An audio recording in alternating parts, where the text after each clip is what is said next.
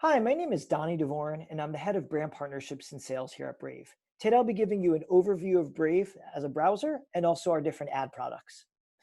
So let's just talk about privacy to start. So privacy for me first came on the stage in 2007 when a gentleman was trying to propose to his girlfriend, and Facebook basically ruined his engagement by broadcasting out to his entire network that he was going to propose when he bought a ring on Overstock. Facebook later kills that project.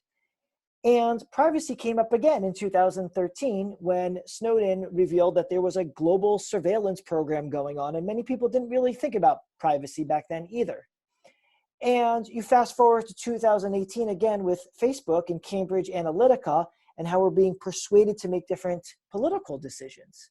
Then regulators get involved in 2018 with GDPR, followed by here in the US, 2018 with CCPA.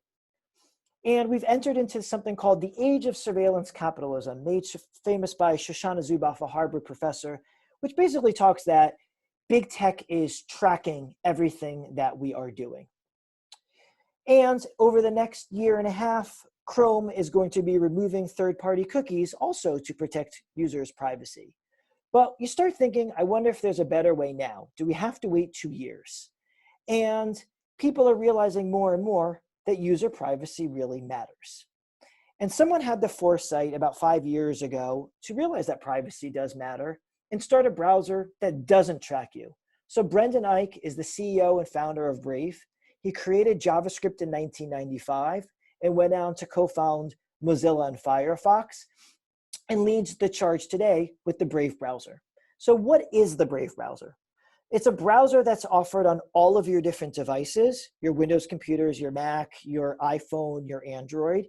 And it's a browser that doesn't track you. And the way that it doesn't track you is it removes all the third-party cookies, all the pixels, all the trackers, all the malware, all the programmatic ads, and things that basically track everything that you're doing online. And when you remove all that, you end up with a really, really fast browser. And I encourage you to try it out yourself. And what you will see is that when you're using the browser and you load a page like CNN, on the left, you'll see the page load super fast. On the right, Firefox, just to compare it. And we don't have time in this presentation to wait for Chrome to load because that's going to take a bit too long. And overall, we're 3 to 6 times faster. And you start wondering, who's using this browser? So back a year ago, we had about 5 million users, and we've tripled that growth to 15 million users. And we're growing just under 1 million users a month, and you can see the projections over here. And we're able to serve about 200 million monthly impressions just in the US. As far as the audience demographics go of who these 15 million people are, they're young, about 82% are 21 to 49. Many of them are millennials. We skew a little bit more on the male side. And these are people that make a good income. About a quarter of them make $100,000 a year or more. And as far as their user attributes go, they're into finance. Many of them are into crypto. They're early adopters, 3/4 of them being early adopters. And 1 in 4 consider themselves gamers, and they're also in charge of making decisions. Overall, they are technology people that are willing to try new things and also think about their privacy and finance. And they're also very, very hard to reach. So 75% of their time is spent browsing online via the browser. And as a reminder, the browser blocks programmatic ads and YouTube ads, so they're not seeing those types of ads. If they are using another browser, 6 in 10 use an ad blocker. 80% of them do not watch ad-supported TV. Only 50% of them use Facebook, and only 1/3 of them are on other social media like Snapchat, TikTok, and Reddit. And the way that we've got this data is we simply ran a survey many times and asked our users, and this is the data that it come back with. So now that you understand that there's this privacy browser that's really fast, now let's talk about our advertising products. So we are the first global advertising platform built on privacy. So what does that really mean, and what do these tactics look like? So you can reach users with a sponsored image. When somebody clicks a new tab in the browser, think about owning it. Some people have called this a homepage takeover or a new tab sponsorship. So an example of eToro here on both desktop and on Android. Home Depot's been an advertiser. They ran a promotion for smart homes over Father's Day. You can see how they own the browser here. Dave Matthews with Verizon on this example. Chipotle, they were trying to increase awareness for their $1 delivery app. Honey, which is a extension. Many people now call it a Brave extension. And we've run CPG ads with in Japan for Gillette, BlockFi, another crypto company. So many different companies using this sponsored image unit to reach our entire audience. You would basically reach the entire US, and you can pick which countries, and it reaches the entire audience of that, and very actually non-targeted and very privacy respecting and brand safe.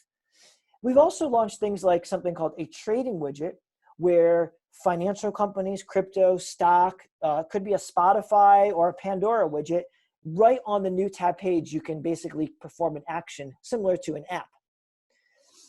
And now let's talk about our third ad unit. So sponsored images, our widget, and now let's talk about our push notifications. So let's say I'm on Windows and I type in something like mortgage rates, and it does a Google search. And then I click on one of the links and I see the top 10 mortgage rates. And then in the lower right-hand corner, I see an ad for Bank of America. And that was targeted to me because the browser sees everything I'm doing and serves me that Bank of America ad. Here's another example, and then takes me to the Bank of America page. Another example, let's say I'm into crypto and I go to CoinDesk and I look at the coin market cap. And now I'm served an ad in the upper right-hand corner, if I'm on Mac, for eToro. I click on that eToro ad, take them to the page, and I can join now. Here's an example on an iPhone. So I do a search for luxury car reviews, takes me to the answers. I look at that 2020 Alfa Romeo, I click on that, and then a moment later, I'm served an ad for Audi, and that's our push notification unit, and I go right to the Audi website. And then lastly, on Android, very, very similar. I type in, TV reviews, and I'm here looking at them. I go to Best Buy, and then I get served an ad for Amazon deals, and that would take me right to the Amazon page where I can go and complete that purchase. And so we want users to have control. So users can choose how many of these notifications that they want to see an hour. 5 ads an hour, 1 ad an hour. And once they are opting into ads and choosing, they can get rewarded for their attention, like a frequent flyer mile. I can fly Delta or United, and when I fly there, I get frequent flyer miles. When they use the Brave browser and they happen to see one of these push notifications, they get rewarded for their attention. You can make about $5 to $10 a month in something called Basic Attention Token, which is our utility token to reward attention. And what I'm showing here is there's nearly 800,000 different websites that accept this basic attention token as a currency. And I can go also redeem that currency for Amazon gift cards or whatever I may like. So now I just want to spend a moment talking about the ad matching itself. And so why it's different than today's internet. So on today's internet, I'm searching all around and I see an ad for shoes, and all of that data goes out there. It basically throws away my privacy. And where the browser is very different is I'm using the browser and I'm searching and doing all of these different things, and my information is never leaving the device. And I get served a highly, highly hard, targeted push notification. But how does that matching work? And so what that happens is the browser sees the searches, the content, the purchases, and as I'm searching the web and going through my actions, I'm going to start serving very, very targeted ads just to me. And we keep all of that data on the device itself. And the matching gets done on the device. And the AI gets smarter and smarter and smarter. So instead of the matching gets done out in the clouds, the ad catalog comes down to the computer, and the matching of which ads to get is done on the computer level. And an advertiser can choose from over 200 different categories.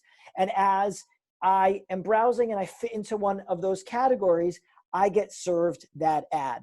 So basically what we're doing is we're putting a very, very, very smart ad server on the device itself to create very smart matching.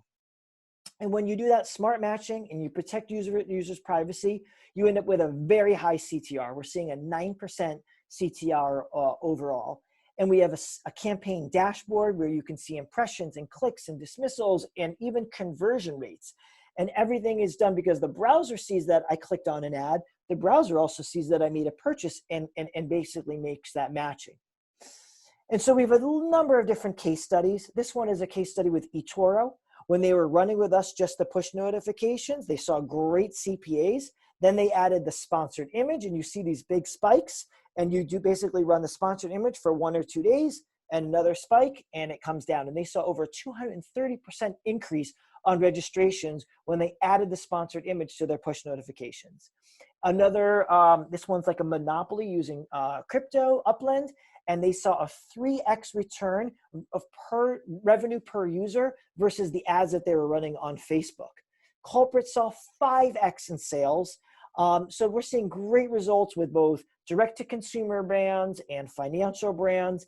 Nexo is another exchange, and what they basically did is they said, let's raise money for Save the Children, and in just one day raised $25,000.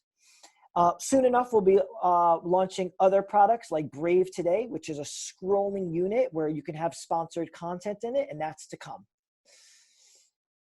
And so I just want to take a moment to thank you for listening to this presentation. We've run a lot of great brands. We hope that you be one of those brands that we would run with, and we appreciate your time today. Thank you very much.